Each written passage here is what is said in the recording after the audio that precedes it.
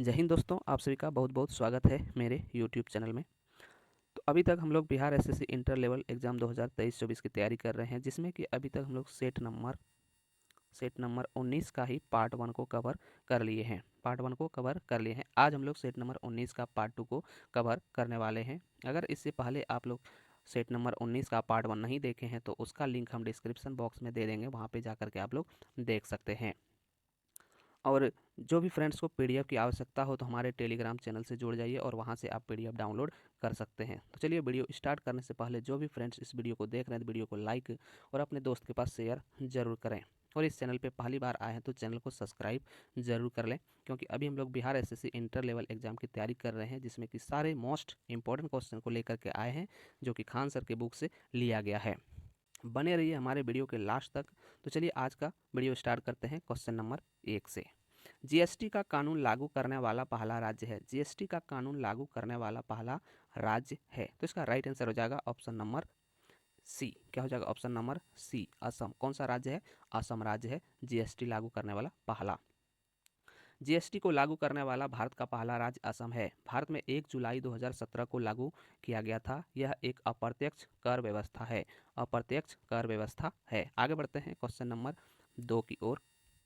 भारत ने दार्शनिक मुद्रा प्रणाली किस वर्ष शुरू की थी? दार्शनिक मुद्रा प्रणाली किस वर्ष शुरू की थी? तो इसका राइट आंसर हो जाएगा ऑप्शन नंबर सी। क्या हो जाएगा? ऑप्शन नंबर सी, 1957 ईस्वी। 1957 ईस्वी में भारत में दार्शनिक मुद्रा प्रणाली की शुरुआत वर्ष 1957 में हुई। यह एक ऐसी मुद्रा है जिसमें विभिन्न मानों की मुद्राएं किसी किसी मानक एकक के सापेक्ष 10 गुनी और दशमांशों में होती है। दशमांशों में होती है। आगे बढ़ते हैं क्वेश्चन नंबर 3 की ओर। कर्नाटक संगीत में आलापना हिंदुस्तानी शास्त्रीय संगीत के समान होता है। हिंदुस्तानी शास्त्रीय संगीत के समान होता है, तो इसका राइट आंसर हो जाएगा ऑप्शन नंबर सी। क्या हो जाएगा? ऑप्शन नंबर सी, आलाप। क्या होगा? आलाप। कर्नाटक संगीत में आलापना हिंदुस्तानी शास्त्रीय संगीत के आलाप के समान होता है। इसकी रचना हिंदू सभ्यता से की गई है। कर्नाटक संगीत में आलापना को रागम भी कहते हैं। यह बिना ताल के एक धीमी असुर चना होती है। असुर चना होती है। आगे बढ़ते हैं क्वेश्चन नंबर 4 की ओर। अधिकारों का आदर्शवादी सिद्धांत मनुष्य के। अधिकारों का आदर्शवादी सिद्धांत मनुष्य के। तो इसका राइट आंसर हो जाएगा ऑप्शन नंबर डी। क्या हो जाएगा? ऑप्शन नंबर डी, नैतिक विकास पर बल देता है। नैतिक विकास पर बल देता है। अधिकारों का आदर्शवादी सिद्धांत मनुष्य के नैतिक विकास पर बल देता है। इस सिद्धांत को नैतिक सिद्धांत भी माना जाता है। यह सिद्धांत अधिकारों के नैतिक पक्ष को महत्वपूर्ण मानता है। इसके अनुसार व्यक्ति कुछ अधिकार नहीं, प्राकृतिक शक्तियाँ लेकर उत्पन्न होते हैं। अधिकारों का अस्तित्व व्यक्ति के विकास पर आश्रित कर देने के कारण इसे व्यक्तिवादी सिद्धांत भी कहा जाता है। आगे बढ़ते हैं क्वेश्चन नंबर 5 की ओर।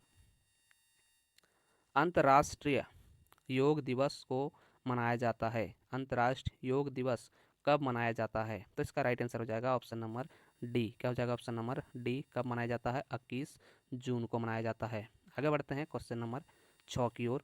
बिरजू महाराज के एक प्रसिद्ध प्रतिपादक है। एक प्रसिद्ध प्रतिपादक है, तो इसका राइट आंसर हो जाएगा option number A. Option number A, Kathak नृत्य। क्या हो जाएगा? कथक नृत्य। पंडित बिरज मोहन मिश्र प्रसिद्ध भारतीय कथक नर्तक है ये शास्त्रीय कथक नृत्य के लखनऊ कालिका बिंदादीन घराने के अग्रणी नर्तक हैं। इन्होंने कथक नृत्य में नए आयाम नृत्य नाटिकाओं को जोड़कर उसे नई ऊंचाइयों तक पहुंचाया। नई ऊंचाइयों तक पहुंचाया। आगे बढ़ते हैं क्वेश्चन नंबर 7 की ओर। जीवों की आकृति एवं संरचना का अध्ययन क्या कहलाता है? जीवों की आकृति एवं संरचना का अध्ययन क्या कहलाता है? तो इसका राइट आंसर हो जाएगा ऑप्शन नंबर बी। क्या कहलाता है? आकारिकी। आकारिकी कहलाता है। आकारिकी अथवा आकार विज्ञान, जिसे अंग्रेजी में मोर्फोलॉजी कहा जाता है, यह शब्द वनस्पति विज्ञान तथा जंतु विज्ञान के अंतर्गत उन सभी अध्ययनों के लिए प्रयुक्त होता है जिसका मुख्य विषय जीव विज्ञान का आकार और रचना होती है। आकार और रचना होती है। आगे बढ़ते हैं क्वेश्चन नंबर 8 की ओर। एक कोशिकीय यूकेरियोटिक सूक्ष्मजीव को दिया गया नाम बताएं। सूक्ष्मजीव को दिया गया नाम बताएं। तो इसका राइट आंसर हो जाएगा ऑप्शन नंबर बी। क्या हो जाएगा option number B, Protista. Protista Protista जंगल के प्राणी मृतपोजीवी या परजीवी अथवा प्रकाश संश्लेषण क्रिया के द्वारा अपना भरण पोषण करते हैं। कुछ प्रोटिस्ट जीव मानव के लिए हानिकारक हो सकते हैं जबकि कई लाभकारी भी होता है। प्रोटिस्टा में जनन दो प्रकार की क्रियाओं द्वारा होता है जिसे लैंगिक जनन एवं अलैंगिक जनन कहा जाता है। प्रोटिस्टा जगत में मुख्य रूप से एक कोशिकीय जीव एवं यूकेरियोटिक जीव शामिल किए गए हैं। आगे बढ़ते हैं क्वेश्चन नंबर 9 की ओर। भोजन का पाचन सामान्य रूप में से होता है। भोजन का पाचन सामान्य रूप में से होता है। तो इसका राइट आंसर हो जाएगा ऑप्शन नंबर सी। कहाँ पे होता है? छोटी आंत में। कहाँ पे होता है? छोटी आंत में। वैसे तो भोजन का पाचन हमारे मुंह से शुरू होकर छोटी आंत में समाप्त होता है, परंतु भोजन का मुख्य पाचन छोटी आंत में ही होती है। जठर यानी पेट के अंदर केवल प्रोटीन का पाचन होता है।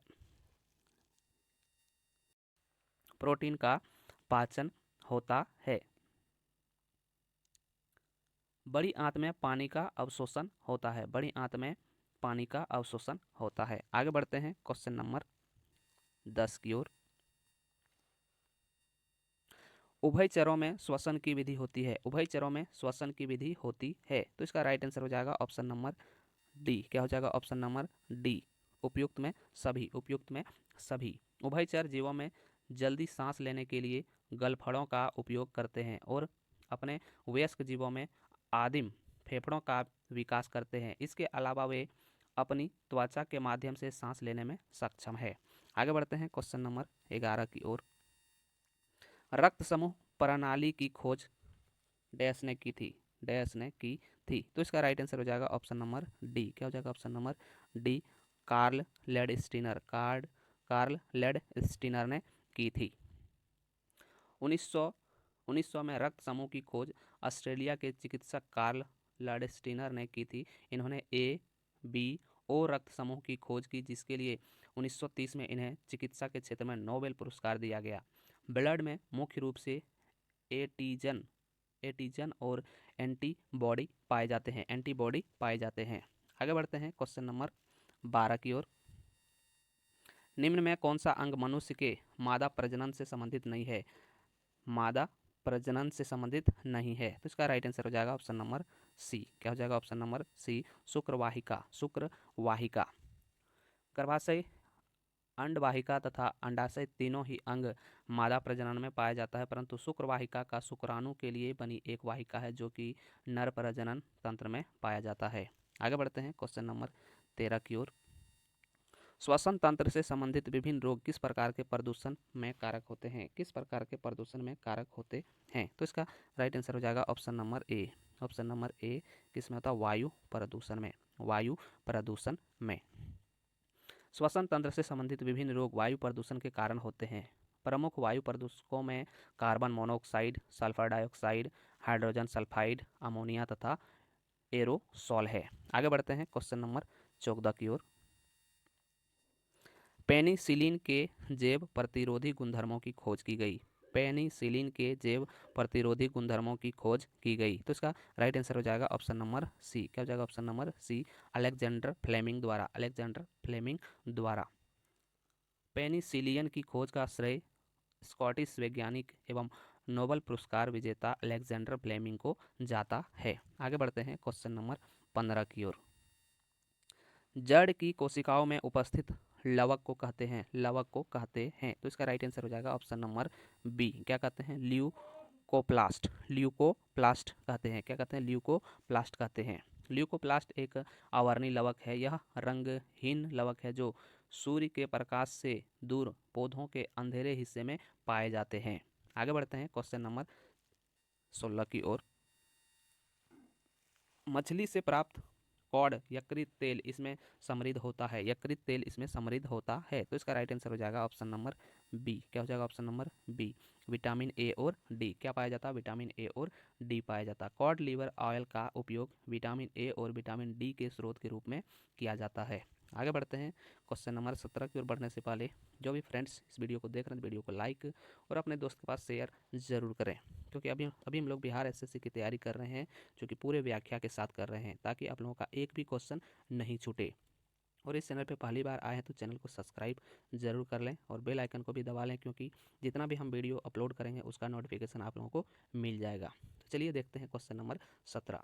आहार श्रृंखला में मौजूद मेढक, टेड्डा, घास और सांपों में यदि घास प्रथम पोषी स्तर पर है तो तृतीय पोषी स्तर पर होगा। तृतीय पोषी स्तर पर होगा, तो इसका राइट आंसर हो जाएगा ऑप्शन नंबर ए। क्या हो जाएगा? ऑप्शन नंबर ए क्या होगा? मेढक होगा। क्या होगा? मेढक। आहार श्रृंखला में प्रथम पोषीय घास है, जो उस हिसाब से घास को टिड्डा खाएगा, टिड्डे को मेढक तथा मेढक को सांप खाएगा। आगे बढ़ते हैं क्वेश्चन नंबर 18 की ओर।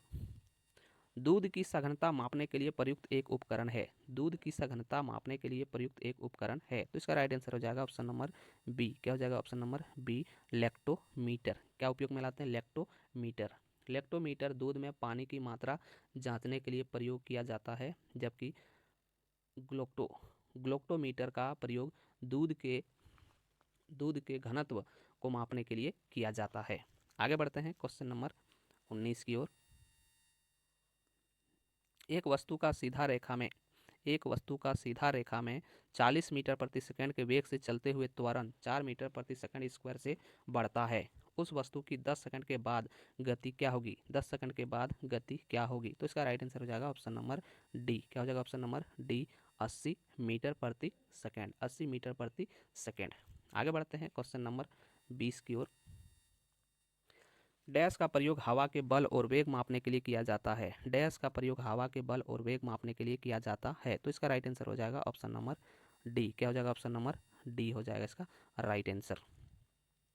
एनीमोमीटर शब्द की उत्पत्ति ग्रीक शब्द एनीमोस से हुई है, जिसका अर्थ पवन है। हवा के बल और वेग मापने के लिए एनीमोमीटर का प्रयोग किया जाता है। एनीमोमीटर को पवन वेग मापी भी कहा जाता है। रॉबिसन कप एनीमोमीटर सबसे प्रचलित पवन वेग मापी है। आगे बढ़ते हैं क्वेश्चन नंबर 21 की ओर। यदि किसी वस्तु का वेग 2 गुना कर दिया जाए तो उसकी गतिज ऊर्जा होगी। उसकी गतिज ऊर्जा होगी, तो इसका राइट आंसर हो जाएगा option number B. Option number B कितना हो जाएगा? 4 गुनी हो जाएगी। 4 गुनी हो जाएगी। यदि किसी वस्तु का वेग 2 गुना कर दिया जाए तो उसकी गतिज ऊर्जा 4 गुनी हो जाएगी, क्योंकि गतिज ऊर्जा के सूत्र के अनुसार गतिज ऊर्जा वेग के स्क्वायर पर निर्भर करता है। स्क्वायर पर निर्भर करता है। आगे बढ़ते हैं क्वेश्चन नंबर 22 की ओर। मानव के लिए श्रव्य आवृत्ति की परास है। श्रव्य आवृत्ति की परास है, तो इसका राइट आंसर हो जाएगा option number D. Option number D, 20 से 20,000 हर्ट्ज। 20 से 20,000 हर्ट्ज। सामान्य मनुष्य के लिए श्रव्य आवृत्ति की परास 20 से 20,000 हर्ट्ज होती है। 20,000 हर्ट्ज के ऊपर की ध्वनि को पराश्रव्य ध्वनि कहते हैं। पराश्रव्य ध्वनि कहते हैं। आगे बढ़ते हैं क्वेश्चन नंबर 23 की ओर। गहरे सागर में गोताखोर इसलिए विशिष्ट सूट पहनते हैं। गहरे सागर में गोताखोर इसलिए विशिष्ट सूट पहनते हैं। इसका राइट आंसर हो जाएगा ऑप्शन नंबर ए। क्या हो जाएगा? ऑप्शन नंबर ए, समुद्र के उच्च दाब से बचने के लिए। समुद्र के उच्च दाब से बचने के लिए। गोताखोर जितनी अधिक गहराई पर जाते हैं उतना ही अधिक जल के सतह का बल उन पर लगता है, और अत्यधिक गहराई पर यह बल इतना बढ़ जाता है कि गोताखोर सहन नहीं कर सकता। अतः इस बल को सहन करने के लिए गोताखोर विशेष प्रकार की पोशाक को उपयोग करते हैं। पोशाक का उपयोग करते हैं। आगे बढ़ते हैं क्वेश्चन नंबर 24 की ओर। प्रकाश वर्ष इसकी इकाई है। प्रकाश वर्ष किसकी इकाई है? तो इसका राइट आंसर हो जाएगा ऑप्शन नंबर बी। किसकी इकाई है? तो दूरी की इकाई है। किसकी इकाई है? दूरी की इकाई है। प्रकाश वर्ष खगोलीय दूरी को मापने या व्यक्त के लिए प्रयोग की जाने वाली लंबाई की एक इकाई है। यह लगभग 9.46 ट्रिलियन किलोमीटर या 5.88 बिलियन मील के बराबर है, जैसा कि अंतर्राष्ट्रीय खगोलीय संघ द्वारा परिभाषित किया गया है। एक प्रकाश वर्ष वह दूरी है जो प्रकाश 1 जूलियन वर्ष में वैक्यूम में यात्रा करता है। वैक्यूम में यात्रा करता है। आगे बढ़ते हैं क्वेश्चन नंबर 25 की ओर। प्रकाश कणों से मिलकर क्या बनता है? प्रकाश कणों से मिलकर क्या बनता है? तो इसका राइट आंसर हो जाएगा ऑप्शन नंबर सी। क्या बनता है? कणिका बनता है। क्या बनता है? कणिका बनता है। प्रकाश छोटे छोटे कणों से मिलकर बना होता है। इन सभी कणों को कणिकाएं कहते हैं। कणिकाएं आकार में बहुत ही सूक्ष्म होते हैं। इसका कोई द्रव्यमान नहीं होता। इसका कोई द्रव्यमान नहीं होता। आगे बढ़ते हैं क्वेश्चन नंबर 26 की ओर। एक लंबी और सीधी सोलेनोइड जिसमें विद्युत प्रवाह हो रहा हो, तो सोलेनोइड ये भीतर चुंबक क्षेत्र क्या होगा? सोलेनोइड के भीतर चुंबक क्षेत्र क्या होगा? तो इसका राइट आंसर हो जाएगा ऑप्शन नंबर बी। क्या हो जाएगा? Option number B. उसके सिर की तरफ घटती है। उसके सिर की तरफ घटती है। उसके सिरे की तरफ घटती है। चुंबक के भीतर चुंबक क्षेत्र की रेखाओं की दिशा उसकी दक्षिण ध्रुव से उत्तर ध्रुव की ओर होती है। अतः चुंबक क्षेत्र रेखाएं एक बार वक्र होती है और परिनालिका के भीतर चुंबक क्षेत्र रेखाएं समांतर रेखा की भांति होती है। आगे बढ़ते हैं क्वेश्चन नंबर 27 की ओर।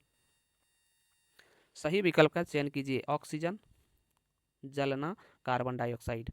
ऑक्सीजन जलाना कार्बन डाइऑक्साइड। तो इसका राइट आंसर हो जाएगा ऑप्शन नंबर सी। क्या हो जाएगा? ऑप्शन नंबर सी, बुझाना। हम जानते हैं कि ऑक्सीजन जलाने या दहन का समर्थन करता है। वास्तव में कार्बन डाइऑक्साइड आग बुझाने का समर्थन करता है। आगे बढ़ते हैं क्वेश्चन नंबर 28 की ओर। संयोजक अणु का एक उदाहरण है। संयोजक अणु का एक उदाहरण है। तो इसका राइट आंसर हो जाएगा ऑप्शन नंबर सी। क्या हो जाएगा? Option number C, carbon tetrachloride. Carbon tetrachloride संयोजी आबंध व रासायनिक आबंध है जिसमें परमाणुओं के बीच इलेक्ट्रॉन युग्मों का सहभाजन होता है। कार्बन टेट्राक्लोराइड एक संयोजक अणु का उदाहरण है। आगे बढ़ते हैं क्वेश्चन नंबर 29 की ओर। एक परमाणु एटम्स के नाभिक न्यूक्लियस में सम्मिलित है। न्यूक्लियस में सम्मिलित है। तो इसका राइट आंसर हो जाएगा ऑप्शन नंबर डी। क्या हो जाएगा? Option number D, proton, electron और न्यूट्रॉन। यानी ये तीनों क्या होता है? उसके नाभिक के चारों तरफ घूमते रहता है। आगे बढ़ते हैं क्वेश्चन नंबर 30 की ओर। निम्नलिखित में से कौन सा विकल्प अक्रिय गैस नहीं है? विकल्प अक्रिय गैस नहीं है। तो इसका राइट आंसर हो जाएगा option number D. Option number D क्या है? क्लोरीन। कौन सा गैस नहीं है? क्लोरीन। ऊपर दिए गए विकल्पों में से क्लोरीन अक्रिय गैस नहीं है जो अपने बाहरी कक्षा में इलेक्ट्रॉन की संख्या पूरी कर लेते हैं और किसी अन्य रासायनिक अभिक्रियाओं में भाग न लेकर सदा मुक्त अवस्था में पाए जाते हैं। यह अक्रिय गैस कहलाती है। जैसे krypton, argon, xenon, helium, neon आदि, ये क्या है? अक्रिय गैस है। तो ये था मेरा आज का लास्ट क्वेश्चन। आई होप आप लोगों को यह वीडियो अच्छा लगा। तो वीडियो को लाइक, शेयर और इस चैनल पे पहली बार आए हैं तो चैनल को सब्सक्राइब जरूर कर लीजिएगा और बेल आइकन को भी दबा लीजिएगा, क्योंकि जितना भी वीडियो हम अपलोड करेंगे उसका लिंक, उसका नोटिफिकेशन आपके पास आपको मिल जाए। तो चलिए आज के लिए इतना ही। फिर एक नए सेट के साथ मिलते हैं। तब तक के लिए जय हिंद।